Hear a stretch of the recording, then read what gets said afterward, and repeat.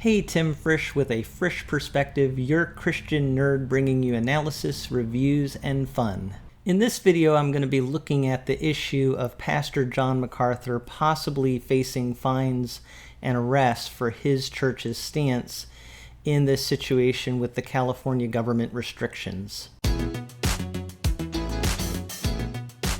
So this news just broke recently that Pastor John MacArthur might face fines and even possibly arrest for the stance that he's taken.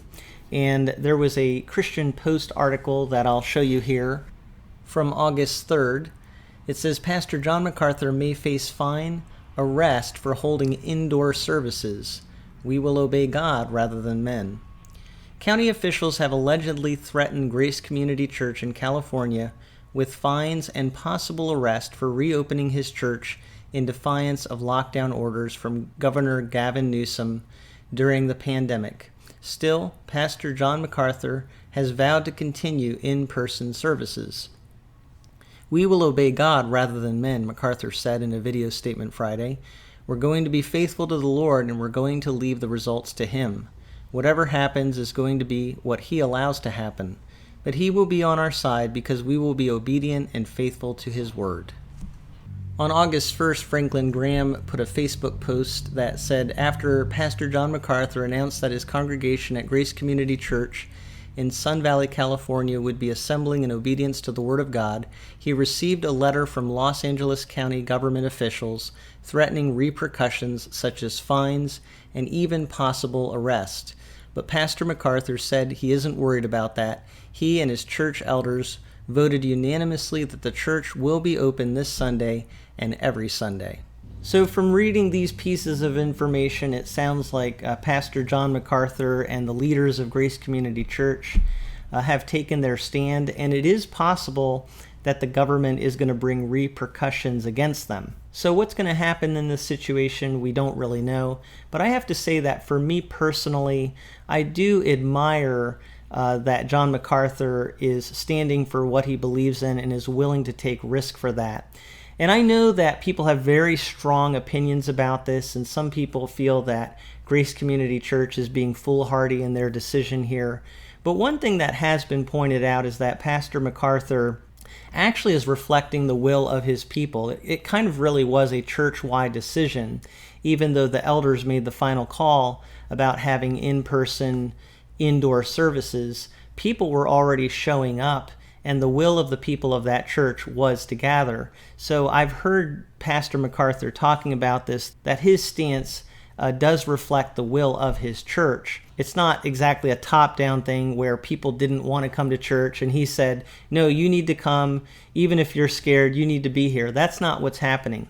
He is saying, and the leaders are saying, that because our people want to come and they want to worship, we want to back that. We want to lead in this situation and say, yes, we're going to take this stand. And I do admire that in many ways. A lot of people have been really frustrated over what seems to be inconsistency, that the California government has allowed protests, but then they're saying people can't gather for worship in large numbers. And so that seems to be a real discrepancy. But what I said before is that the real issue is how will California's government respond to churches that gather. They may have turned a blind eye to protests and not really done anything too harsh, but what are they going to do with churches? We're seeing here the possibility that there might be some real repercussions. And in that case, it really would be inconsistent if the government is coming down really hard on churches, but is not coming down hard on protests. So a big question here is, has the government in California come down on protesters at all? And I was looking into this a little bit and saw an article here from the Los Angeles Times that says, criticized over mass arrests of protesters, LA says it won't seek criminal charges or fines. So on one hand, what we're seeing in this article title is that there were mass arrests in certain cases over protests, especially when those protests got out of hand and violent, and so many arrests were made. If you look further down in the article, it says police used the curfews as well as orders declaring large gatherings unlawful as justification to sweep people off the streets in huge numbers. So we have to be honest in saying the government in certain cases has taken action against protests when there have been problems. On the other hand, the title does say LA says it won't seek criminal charges or fines. So it also seems like the government really isn't going to prosecute necessarily, although I'm sure people that have clearly violated and maybe harmed businesses might be in some trouble. But generally speaking, they're not going to prosecute people just for protesting. So will they prosecute cases where churches are gathering? And who is going to be liable is a real question here.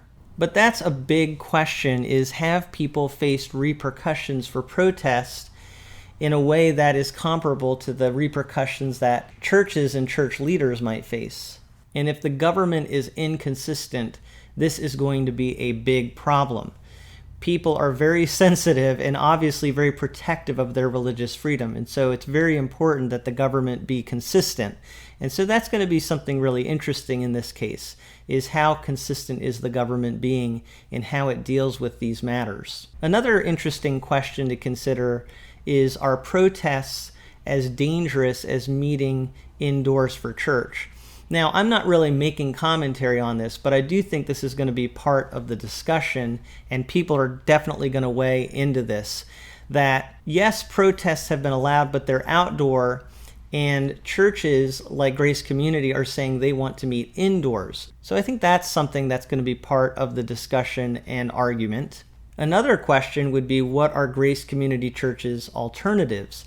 It has been pointed out that there are different ways churches like Grace Community Church could still meet. I believe they can still meet outdoors, and I'm sure there are some restrictions on how many people can be there, maybe how close they can be. I'm not sure. Those of you who live in California know better. But the question is, are there alternative ways for Grace Community Church still to conduct their ministry? Now, I know this is a very heated topic. People have already expressed to me very strong opinions. But I'm just asking these questions because I do think they are part of the conversation, and these questions certainly are going to come up. So I see this as boiling down to two sides here whenever it comes to this issue of churches meeting and in relationship to the government and their restrictions. And the one side is the loving neighbor argument side. A lot of people will bring this up.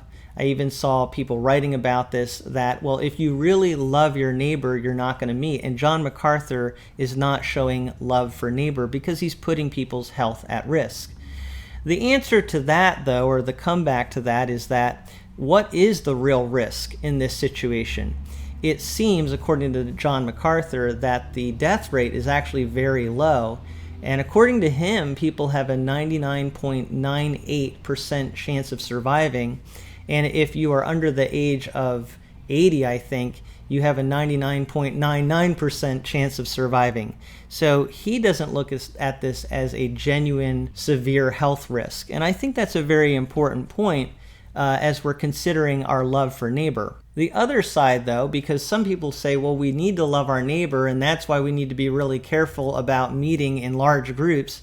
The other argument, though, is the religious freedom argument, pointing back to the Constitution. And the Constitution does say, Congress shall make no law respecting an establishment of religion or prohibiting the free exercise thereof, or abridging the freedom of speech or of the press, or the right of the people peaceably to assemble and to petition the government for a redress of grievances. Now, it does say there that Congress shall make no law prohibiting the free exercise of religion. So really, this is a question of, is the government making a law that is prohibiting our free expression of religion? Now, there is some pushback to this, because yes, we do have a lot of freedom when it comes to expressing our faith. However, there are some things that have to be considered. One is that it's not only churches that are being restricted in this particular situation. This is a temporary situation, and there are other things that are being restricted besides churches. The argument actually has been made that things that are comparable to churches, like movie theaters, for example, or even outdoor seating for sports events, have been restricted. So in places like California, the government does put restrictions on institutions other than the church.